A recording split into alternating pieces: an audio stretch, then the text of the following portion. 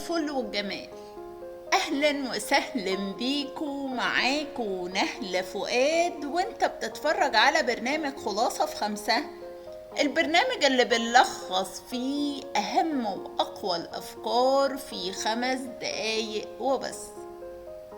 والنهاردة بقى هنكمل مع بعض 3 قوانين جداد هيعلموك انك ما تخافش تبدأ وتاخد خطوة حقيقية ناحية النجاح. هات يلا ورقة وقلم ويلا نكمل. القانون 28: ادخل بكل جرأة. تخيل انك واقف قدام باب، وورا الباب ده الفرصة اللي كنت مستنيها، بس قلبك بيدق بسرعة وصوت جواك بيقولك استنى، يمكن لسه بدري. لكن الحقيقة ان مفيش وقت مثالي. الناس اللي كسبوا اللعبة ما كانوش أذكى، كانوا أجرأ. ادخل بقلب جامد حتى لو خايف، لأن الخوف مش علامة ضعف، الخوف علامة إنك واقف قدام خطوة مهمة فعلا. القانون 29: خطط للنهاية من أول خطوة. تخيل معايا ملك قاعد قدام خريطة بيرسم خطوط الحرب. الناس شايفاه بيرسم، لكن محدش عارف انه شايف النهاية من دلوقتي.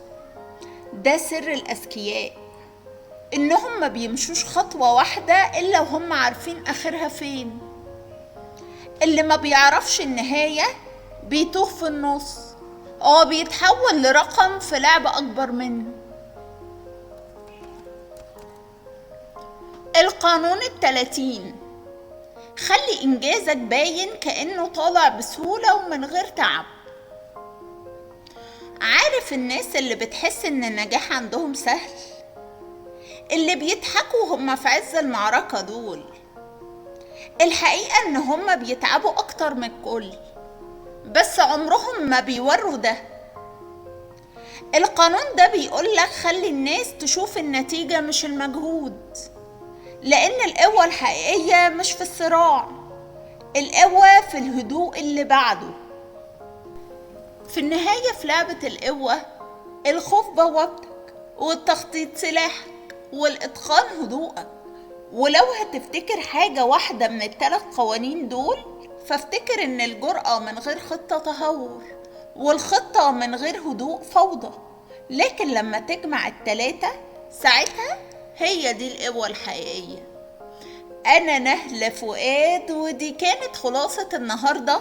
استناني كل 3 وجمعة، وما تنساش تعمل لايك واشتراك وتفعل الجرس، لأن اللي جاي أقوى من اللي فات. وافتكر دايما شعارنا أفكار مركزة في وقت محدود. وأشوفكم الحلقة الجاية.